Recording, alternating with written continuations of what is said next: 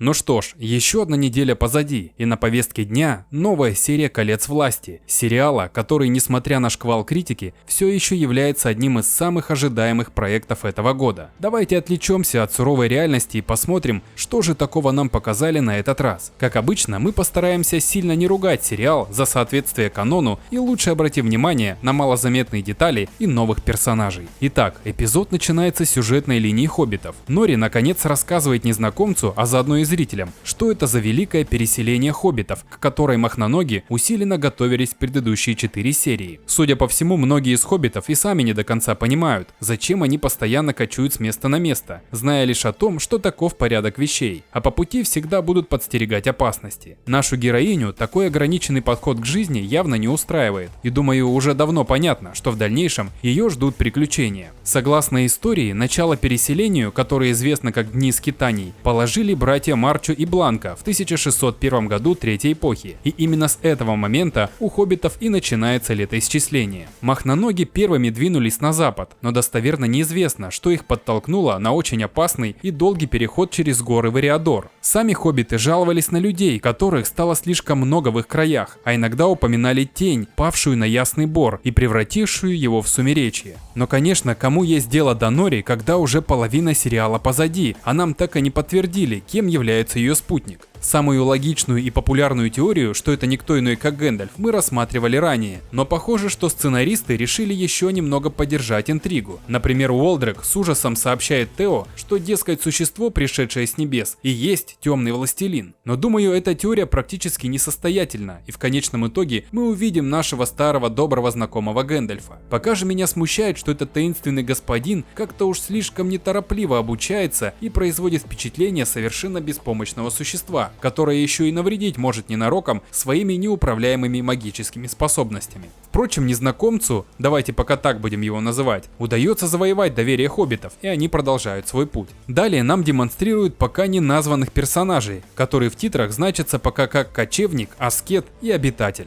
Судя по ушам, это точно не эльфы, и учитывая их не особо доброжелательный образ, можно предположить, что эти личности каким-то образом причастны к Саурону. Если поискать какой-то смысл в их именах, то невольно напрашивается связь с какой-то религией. Плюс у барышни в руках достаточно колоритный посох, да и головной убор чем-то напоминает жреческий. Однако если приглядеться к щиту или блюду, которое в руках у одного из персонажей, мы увидим тот же самый знак, который незнакомец из метеорита рисовал на дереве. Да и бесславно погибшие светлячки тоже складывались в этот символ. Так что, вероятно, эта троица ожидала прибытия таинственного путешественника, и в дальнейшем от них мы и узнаем, кто сейчас толкает повозку Нори и ее семьи в болотах. Впрочем, пока что кроме загадочных взглядов обсудить в этой сцене особо нечего, так что двигаемся дальше. Далее мы видим Адара, который проверяет на своих подопечных воздействие прямого солнечного света на орочью кожу, и также упоминает, что ему самому это доставляет куда большие страдания. Забавно, но когда Адар говорит о том, что пора собирать войско и скоро это безобразие со светом закончится, он как-то по-отечески заботливо накидывает плащ на обожженную руку, и складывается впечатление,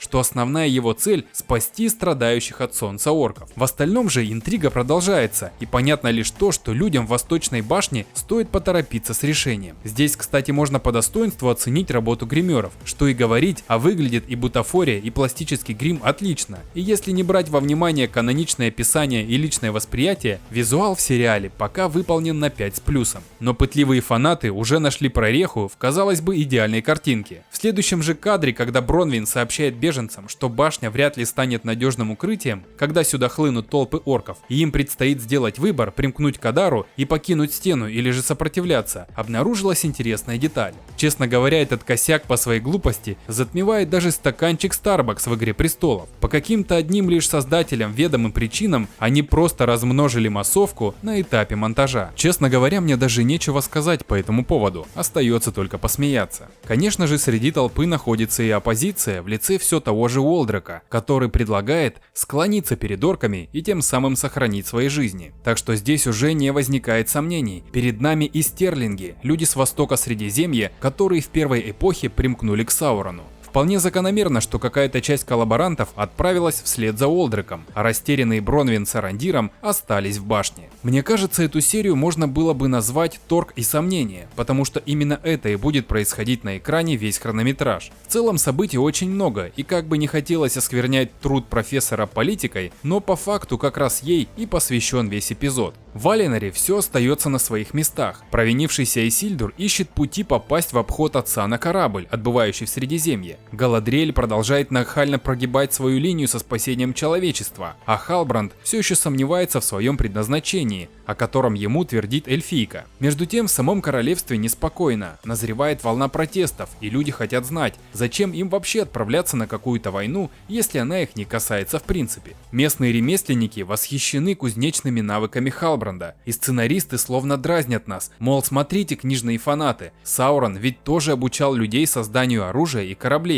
которые были не подвластны шторму. Но нет, вскоре нашего героя вызывают на совещание, где выясняется, что Галадриэль опять все порешала за него и вывернула в свою пользу. Удивительно, как Халбранд все еще сохраняет самообладание, в то время как Галадриэль в прямом смысле нагло обманывает всех вокруг, лишь бы добиться своей цели. А вот сам Халбранд вообще не стремится возвращаться в Средиземье и наконец подтверждает тот факт, что да, он и есть король людей, которые сами преклонили колено перед Сауроном, и данную страницу своей биографии он предпочел бы забыть. Возможно, многих уже начинает раздражать настырная эльфийка, которая и чтец, и жнец, и на дуде, и грец, точнее на мечах. Хочется стыдливо зажмуриться от того, сколько пафоса было во время этого странного танца с клинками, когда Галадриэль играючи разложила троих довольно крепких парней, при этом раздавая свои язвительные комментарии. Я так полагаю, эта сцена подразумевала, что уже имевшая опыт сражения эльфийка сейчас научит рекрутов сражаться с орками и донесет до них простую истину, что навыки, полученные в мирное время в Королевской гвардии, не помогут в реальном бою. Но нет, мы опять видим, как всесильная Галадриэль глумится над мужчинами. Однако чуть позже нам наконец объяснят, почему она так настойчиво преследует цель собрать всех возможных союзников и отправиться в Средиземье воевать дальше. Помимо трагической гибели ее брата, о которой мы узнаем уже из первых серий, Галадриэль, как оказалось, просто не может остановиться. Да-да, именно так она и сказала. И вот трактуйте такую мотивацию, как хотите. У хоббитов тем временем путешествие проходит совсем не радужно. Леса обеднели из-за присутствия орков. Еще в первом эпизоде мясник упоминал, что скот болеет и мрет, да и фермеры жалуются на скудный урожай. Махноноги винят в этом незнакомца, дескать, от его присутствия атмосфера портится. И уже в тот момент, когда они уже были готовы изгнать его из Прайда, волшебник спасает хоббитов от отвратительных существ, не то варгов, не то оскверненных кабанов. Честно говоря, в этой сцене сложно понять, что случилось с его рукой. Был ли это банальный синяк или же своеобразная плата за такую силу, но в попытке исцелить руку незнакомец не на шутку напугал Нори, и пусть хоббиты с восторгом обсуждают его подвиг, единственный друг мага, похоже, теперь до смерти его боится. Дурин тем временем уже добрался до Линдона, и во время трапезы между ним и королем Гильгаладом происходит занятный диалог. Затрудняюсь сказать, что конкретно важного было в горной породе, из-за которого сделана эльфийская столешница, но общий посыл этого диалога, мол, эльфы относятся к гномьим традициям и святыням без уважения, вроде бы понятен.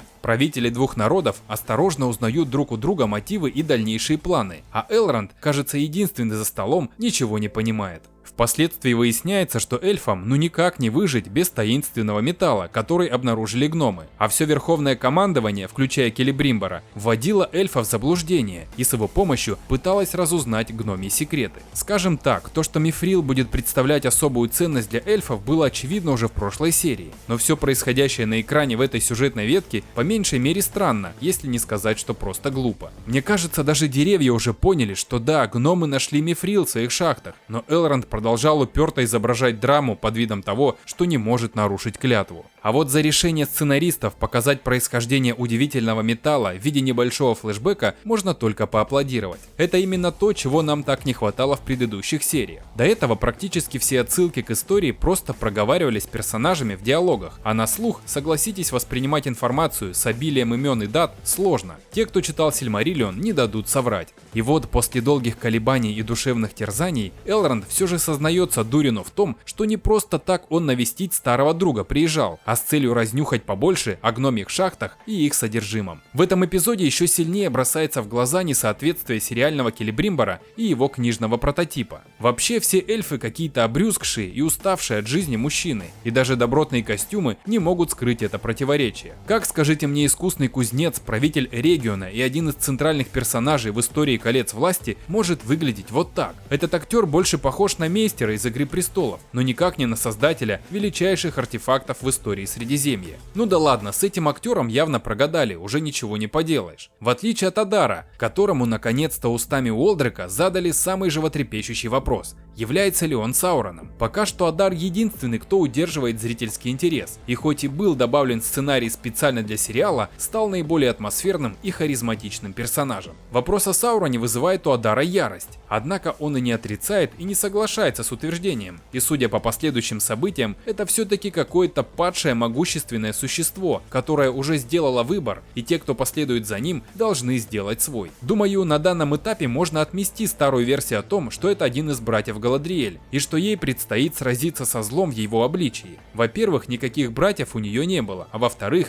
еще не факт, что Адар вообще эльф. Пока последовавшие за Уолдриком люди признавались Адару в верности, оставшиеся в башне ополчения во главе с Бронвин и Арандиром готовятся к битве. На самом деле селяне занимаются своими привычными делами, тренируются только Тео с эльфом, а травница тем временем постепенно падает духом. Также в этой сюжетной ветке оставалась загадка с навершием, которое нашел Тео. Что оно принадлежало кому-то из темных владык, мы уже догадались, но каково ее предназначение и почему за ним охотятся орки, оставалось без ответа. И похоже, сценаристы решили, пусть так и остается дальше. Кроме того, что обломок — это ключ, который каким-то образом подчиняет сознание людей, никакой новой информации зрителям не сообщили. Если обратиться к книгам, то единственное оружие, которое упоминается в руках Моргота — молот Гронт, но тут очевидно, что это все же часть меча. Так что это тоже какая-то придумка сценаристов, и пока что они не особо радуют. Также оказалось, что оружие знакомо эльфам, долгие годы наблюдавшим за людьми, и даже увековечено вместе со шлемом Саурона на барельефе, и судя по всему, саму башню также строили последователи Темного Властелина. Орки тем временем отправляются в путь, и полагаю, что уже этой ночью Арандиру и тем храбрецам, что остались с ним, придется встретиться с опасностью лицом к лицу. На последнем кадре, когда нам показали саму башню, у меня появилась догадка, что люди могут противопоставить полчищу орков. Думаю, очевидно, что в бою эльфа с одним колчаном нет никаких шансов. Остальные присутствующие вообще не считаются за войны, а вот преградить или затруднить оркам дальнейший путь они в состоянии. Башня, похоже, достаточно старая, и если найти способ ее разрушить, то для Адара это может стать весьма неприятным сюрпризом. Верна ли моя догадка, узнаем уже через неделю, а пока вернемся в Валинор, в котором как раз пришло время для бунта и саботажа. Далеко не все с восторгом восприняли идею, пусть даже и от королевы Мириэль, отправиться в Средиземье, и сын Фаразона Кемен устраивает диверсию на пока еще пустующих, но готовых к отплытию кораблях. Он не появляется в трудах Толкина и как таковой не является каноническим персонажем, но в сериале для него нашлось грязное дельце. По счастливому стечению обстоятельств на том же корабле оказывается Исильдур, решивший тайком отправиться вместе с отцом в плавание, и Кемену удается избежать смерти от собственной глупости. Правители Нуминора склонны считать случившееся дурным знаком и отменить поход, но неугомонная Галадриэль напоминает, что вообще-то в порту есть еще 3 корабля. Как бы то ни было, буквально за пару минут проникновенной музыки все душевные терзания персонажей заканчиваются, и все дружно отправляются на борт. Халбранд обзавелся броней и конем, а Галадриэль где-то нашла свои доспехи из первого эпизода со звездой Феонора. Учитывая, что в Нуминор она приплыла в одной рубашке, выглядит подобное очень странно. Итак, все сюжетные ветки приблизились к кульминации, кроме разве что гномов и Элронда. Очевидно, что нас ждет первая настоящая битва с орками и дальнейшая полная опасности и открытий путешествия Нори и ее соплеменников. Честно говоря, у меня были сомнения, что нуминорцы успеют доплыть до Средиземья к следующему эпизоду, но судя по промокадрам, на которых Галадриэль и Халбранд сидят в каком-то лесу, им также будет уделено внимание. Что ж, можно сказать, что за обилием событий и диалогов в этой серии посредственная актерская игра становится не так заметна, а исторический экскурс в битву Балрога и рождение Мифрила так и вовсе стал приятным сюрпризом. Но вот оплошность с массовкой и орков с пивными животами зрители будут припоминать Амазон еще долго. А на этом у меня все. Если вам понравился этот ролик, то не забудьте оценить его, подписаться на канал, оставить комментарий и нажать на колокольчик. Для меня ваша активность – это лучшая награда. Спасибо за внимание, скоро увидимся, пока.